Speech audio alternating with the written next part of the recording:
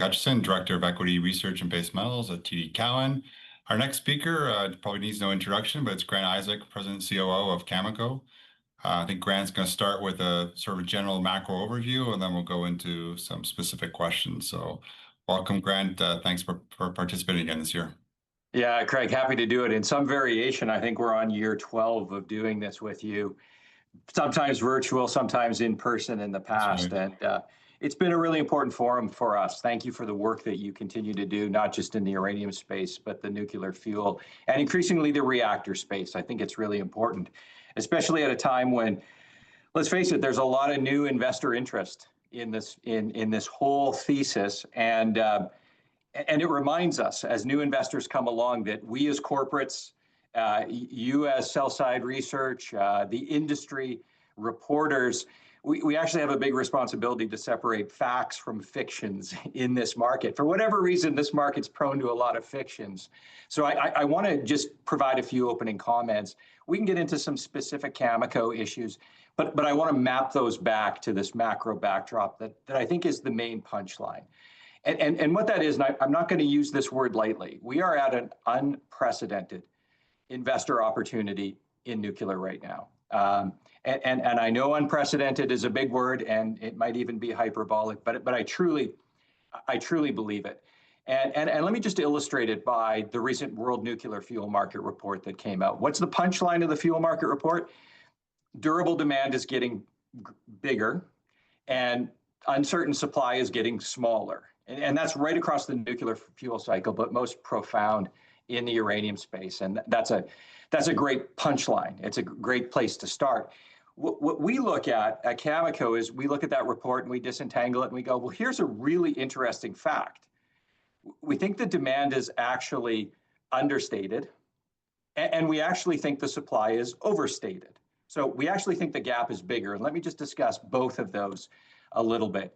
On the demand side, it's really just a requirements view of demand. So the installed reactor base plus reactors that are currently under construction, and maybe some assumptions on programs that are planning to build that have a track record of building.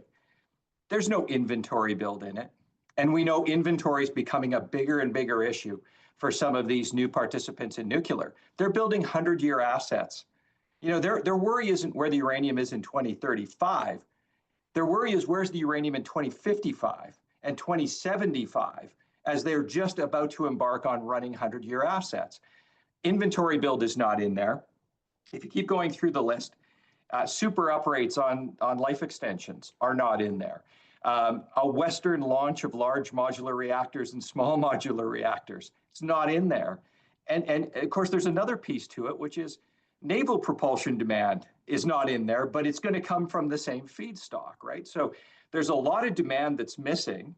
So we think the demand side is actually understated. When we look at the supply side, our view is it's actually quite overstated. You know, people always think about supply in two buckets, the primary supply and the secondary supply. On the secondary supply, it's a fact, not a fiction, it's a fact. This market has never had less mobile secondary supply available. So that historic shock absorber that's always carried the industry between production and demand is gone. It's effectively gone. So then you look at the primary stack, and I would say that reports like the World Nuclear Fuel Report and stuff you see from others often does a really bad job separating that there isn't equivalence in these projects that are being built up to come up with a supply number. A promotional press release is not equivalent to a plan. It's not equivalent to a feasibility study. A feasibility study is not equivalent to a permitted project. And a permitted project is not equivalent to production, right? And they tend to all get treated the same in the supply stack. It's an overused term, but you cannot burn a press release in a reactor core. You cannot burn a feasibility study in a reactor core. You cannot burn a permitted project in a reactor core. You can only burn production in a reactor core. And those supply stacks tend to overestimate all of those other aspects and underestimate where production is actually at. So we look at it, we just say the gap's bigger. And so an actual tier one producer with actual tier one assets gets pretty excited in this macro backdrop. But we have to remember as investors that the crystallization of this gap is in the form of long-term demand. And that long-term demand hasn't fully expressed itself in uranium yet.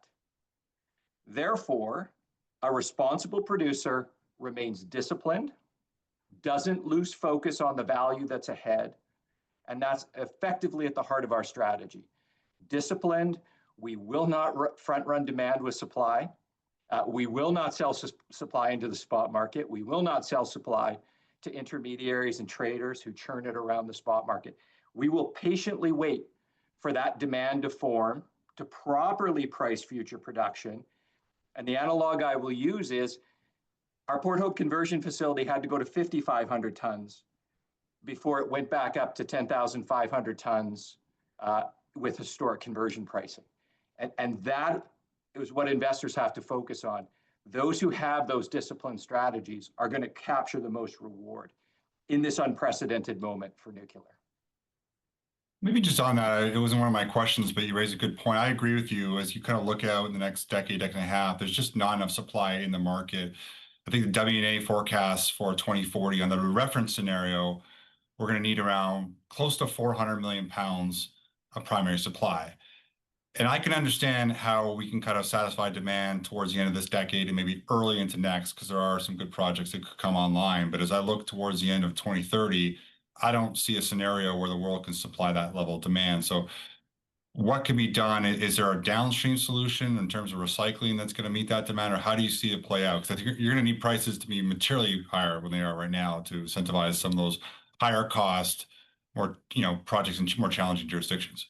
Yeah, you answered your question, which is $80 uranium isn't sufficient to meet that demand.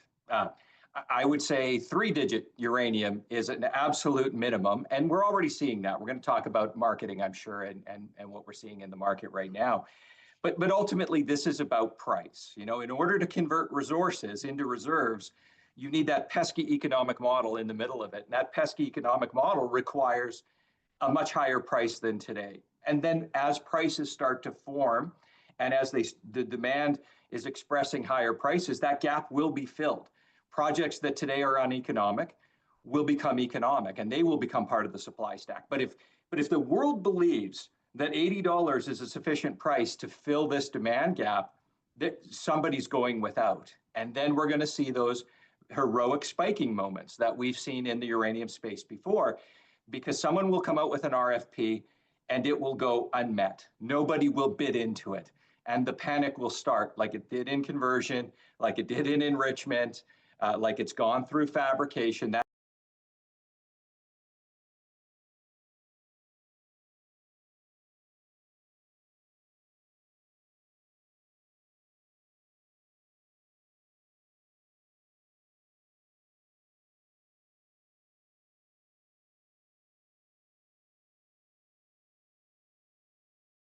Equity research and base through fabrication, that panic will hit in uranium. It just hasn't hit yet. Okay, maybe we'll switch to some Cameco specific stuff and probably come back to the macro afterwards. But just on McArthur River, I think you did a good job kind of framing it for me, the WNA, some of the issues around the kind of the clay halos around the new zones that you guys are freezing and the setup of the isotherm. But just can you give us some more color in terms of how things are going in terms of setting up the freeze and what you can do now to avoid any potential production disruptions in 2026? Yeah, I'm actually just going to map it back to where I ended on that macro backdrop, which is we are still in supply discipline. We are still in supply discipline because the right amount of demand hasn't been mapped into the market. We haven't seen replacement rate contracting in uranium yet. What that means is we always think about our production decisions through the lens of where the market is at.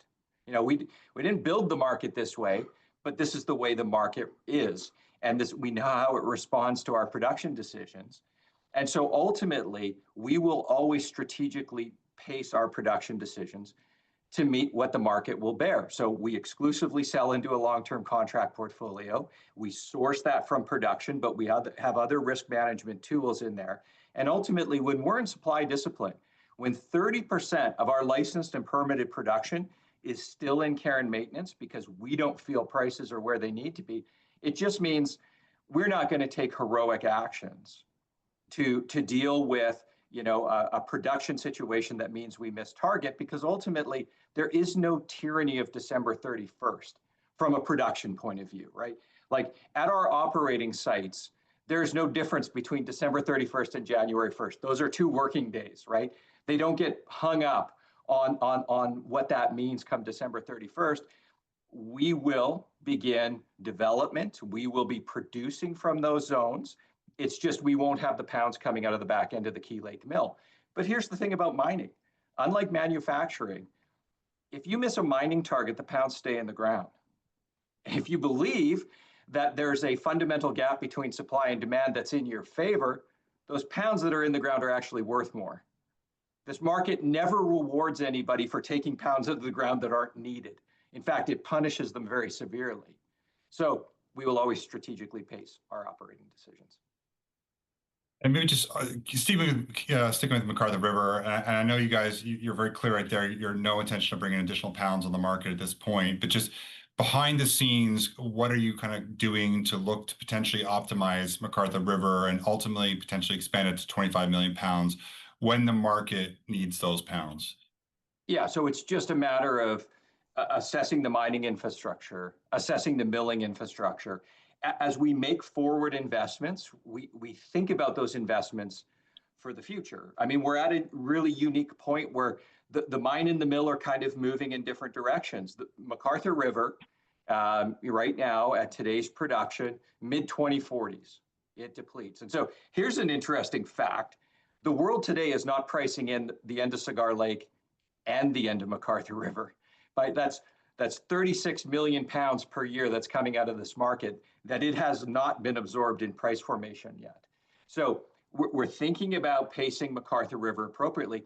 But when we make decisions at the mill, we're now thinking about the mill for its next ore source as well. So when we talk about optimizing, it's just making sure we're investing the capital that creates the most cost-efficient, optimized assets, brownfield leverage, ready to take advantage of the demand when it shows up, not before.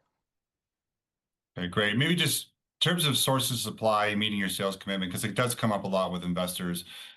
You've guided to purchase 11 to 12 million pounds this year, and through Q2, you've purchased about 2 million pounds. Are you still feeling comfortable on the Inkai deliveries, and what options are available if there are any issues there? Yeah, we've got decades of a track record of risk managing the deliveries that we're committed to. We've never missed a sales commitment. And we do that we source our sales commitments through production, of course. We hold an inventory for moments where, maybe our production's not meeting expectations. We can always purchase in the market. Sometimes we purchase immediately in the market for immediate delivery. And we know that tends to have an effect on the market. Again, we didn't design it this way, but we know how it responds to us. Sometimes we buy forward because somebody's willing to sell cheap uranium out into the future, sell cheap uranium out into the supply gap. I'll take that with a long-term purchase, tuck that margin into our jeans on behalf of our investors. Happy to do that. We also have these very, very critical pieces of infrastructure, these licensed facilities that have other people's material at it, not just our own. And in many cases, we have the ability to borrow that material if we need to bridge through with repayment terms that can be very, very flexible for us and also for the counterparty. And we always have the ability to go back to our customers and talk to them about delivery timing. So we risk mitigate in order to make sure that if there's any surprises, any delays to those pounds in the ground coming out, it's something we've already planned for. This is a standard that an investor should have on any uranium producer.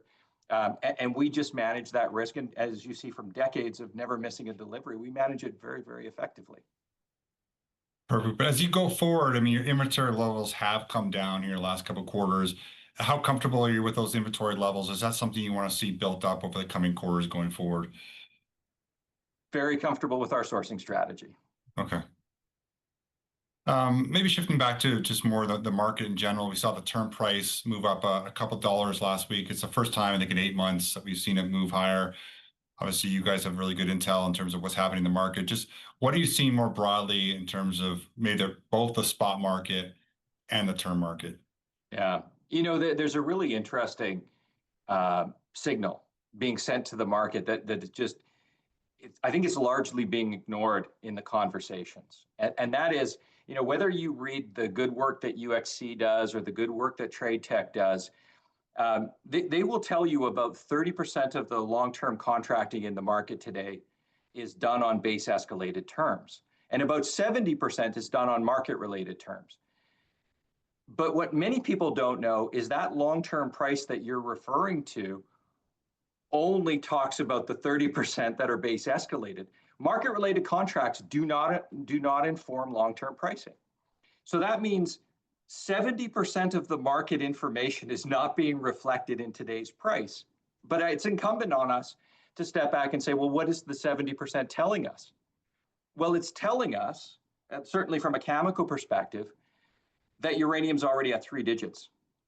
Because the midpoint between where escalated floors are right now and where escalated ceilings are right now is already over $100 a pound. Or put another way, there is no fuel buyer on the planet who is sitting there calculating value at risk in a market-related contract, looking at floors and ceilings and saying, oh, have I got a deal for us? A company like Cameco gets 90% of the upside in the price and we only get 10% of the downside in the price. They're running a distribution through the floors and ceilings. And that distribution is already signaling those utilities that are willing to pay market-related contracts with these base escalated floors and these base escalated ceilings are already pricing in 3-digit uranium. Now, unfortunately, there are some on the supply side who they don't see it. It drives us crazy. We don't understand why somebody would sell base escalated pounds right now when the market-related contracts are telling you we're at 3-digit uranium. That long-term price, Craig, has to move up to the midpoint of the market-related contracts, and it will when we start to see more demand come into the market and when we see those who are willing to sell material get off this notion that everything needs to be a base escalated sale and willing to move into this market-related with collars that are escalated and rising. But this market is signaling a much higher price than the long-term price is signaling. So if I do the mental math there, based on your comments you said in past quarters, would that suggest the floors are now sort of in that low to mid 70s and the ceilings are sort of that 135 kind of area? Absolutely, yeah. And we're in a really unique position where because we are in supply discipline, we can be very fussy with the kind of contracts that we're willing to sign right now. We want those market-related contracts at those floors, at those ceilings. We want to construct stronger and stronger value capture going forward. And if that demand isn't there, we're going to leave the pounds in the ground. We're going to leave assets in care and maintenance, and we're not going to push MacArthur to meet a year-end production target if the demand isn't there for it, the future demand. I wanted to shift to the conversion market. It's not something we talk too much about, but obviously you're one of the biggest businesses in the world in conversion. You recently announced a long-term agreement to sell UF6 to SC in Slovakia. Prices remain strong here. Can you talk about the contracting market in conversion? Are we seeing floors and ceilings? Do the mechanics kind of work the same? And obviously, I would assume based on the prices today, you're locking your future, revenue opportunity there is going to be significantly higher than what you're getting right now. Yeah, conversion. I'm glad you raised the question because it's a great analog. What's going on in the conversion business is what's going to go on in the uranium business. So we spent a lot of years in the mid-teens trying to convince utilities to buy, $16 conversion, $18 conversion, $20 conversion in an $8 market. And the response from utilities over and over again was, I am not paying, $18 a KGU for conversion. Well, the consequence of not being willing to pay $18 a KGU for conversion is they're now paying 50, right? So the market has reacted by, if you're not going to price at appropriate production economics, supply will shift back. And when supply shifts back, in the face of inelastic demand, price is the only variable that has to give. That's the same dynamic that hasn't yet hit uranium. But folks, it's on its way. It's irrefutable, undeniable. It can just be delayed for a few factors. So conversion has gone through that reset. Right now, conversion is also an analog for you only get one chance to sell new capacity, right? Utilities, there's a fiction in the market that utilities are asleep at the switch. The fuel buyers we deal with are some of the smartest people on the planet. Like almost by definition, they're nuclear trained engineers at a master's or PhD level. Like these are smart people. And what's happening in conversion is a lesson in uranium. And that is, there's a lot of utility interest around something like Springfields to restart. And I would have no doubt that Cameco could put together a suite of contracts to restart the Springfields conversion plant, probably at a premium to today's conversion price. But utilities want like a 3-year contract because they're trying to get the production into the market. Right. Because once it's in the market, then they're going to renegotiate the next set of contracts with more capacity. So same with uranium. It's about where's the price, but where's the tenor of demand? And so the lesson in the uranium segment is I'm starting to hear some on the production side say, well, we're going to do some long-term contracting, but don't worry, it's only going to be a 3-year contract, and then we'll renegotiate it at a higher price. No, you won't. You only get one chance to price new capacity. So the way we look at Springfields is we say, it has to be premium pricing, and it has to be a duration long enough so that when we're thinking through negotiating the next set of contracts for Port Hope and Springfields, the value is there for us. We're not going to bring on capacity to then undermine the value of 2 assets. That would be silly. Same goes for uranium. So conversion is a really important analog, really exciting space. And there's lessons to be drawn for how we should be commercially behaving in uranium the way we're behaving in conversion. Rush over, but if you don't mind, I've got a few more questions. There's a lunch break afterwards. I kind of want to get to a couple more here. People have to drop off. Apologies, but just turning to Westinghouse, can you expand a bit more on the Korea Westinghouse relationship? What other regions could you potentially get IP payments for? And then there's been reports in the media of a Westinghouse KHNP JV. I don't know if you can provide any color on that and what potential benefit that would have to Westinghouse. Yeah, two very proud nuclear companies, KHNP, KEPCO, and Westinghouse. And for many years, very, very fierce competitors. Now, collaborators. One of the strongest industrial logic in gigawatt scale new build is Westinghouse and Team Korea working together. And that is the new dawn that we're seeing. Market after market looking at either the AP1000 reactor with Korean construction involvement, or the Korean APR 1400 reactor with Westinghouse's licensing and Westinghouse's technology, and then Team Korea building it. It's always been the strongest logic. So I think we should imagine a world where we're going to see markets that build AP1000s with Korean involvement and markets where we see APR 1400s being built with Westinghouse involvement.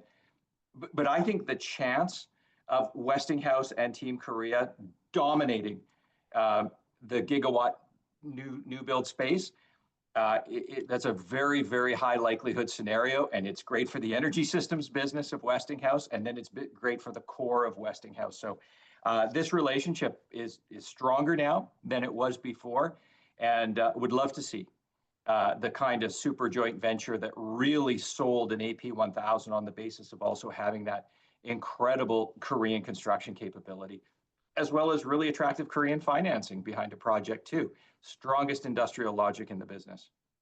Would you see a partnership even in the US? Is that something you guys would do, or just would you see it more as a standalone Westinghouse AP1000 type model? We would have like zero problem in seeing the Koreans constructing AP1000s in the US, but they will be AP1000s. The United States isn't interested in anything other than their technology because it's design ready, it's fuel ready, it's licensed, and there are 6 of them running around the planet and at a performance rate that is setting records for gigawatt scale reactors. Why would you do anything different? Okay. We're 5 minutes over, but I promise I'll only ask one more question here. Just on, because I think it's interesting, the global laser enrichment business, obviously the US is short enrichment capacity. I think it's on the test level 6 now. It sounds like the plan is to produce a few hundred kilograms of enriched fuel. Can you just any updates on that, and what are the sort of next milestones to make this technology commercial? Yeah, global laser enrichment is exciting. It's always been exciting. We've been involved in it for a very, very long time. Cameco wants in the enrichment business. Cameco will be in the enrichment business someday. Exactly what that looks like is still an open question. But at the moment, GLE seems like a really good way to get in because it offers technology diversification. It offers supplier diversification. On technology diversification, I simply mean that Orano and Urenco share the same root technology. They co-own the Enrichment Technology Corporation. So whether you build more Urenco facilities or more Orano facilities, that's not a technology diversification. So offering laser enrichment that is advanced as GLE is, that has had as much, adult work done as global laser enrichment has had over the years, is very attractive. And remember, the swim lane for GLE is both a uranium mine and conversion plant in disguise, which is the DUF6, the depleted UF6 tails re-enrichment strategy, as well as the ability to do straight down the fairway, low enriched uranium to replace the Russians. So GLE's got a much bigger swim lane than it would have had a couple of years ago. It offers technology diversification, supplier diversification. But GLE is exactly the same as Springfields, and it's exactly the same as a uranium asset. There is no build it and they will come model. You have to build up your plan along with a marketing strategy. At TRL6, we start to get the confidence that we could really begin to forward contract capacity with utilities. We won't do that before, because you don't build a conversion plant and then knock on people's doors and say, do you want to buy conversion? Because there's no enrichment, because there's no in-year demand for enrichment, just like there's no in-year demand for uranium.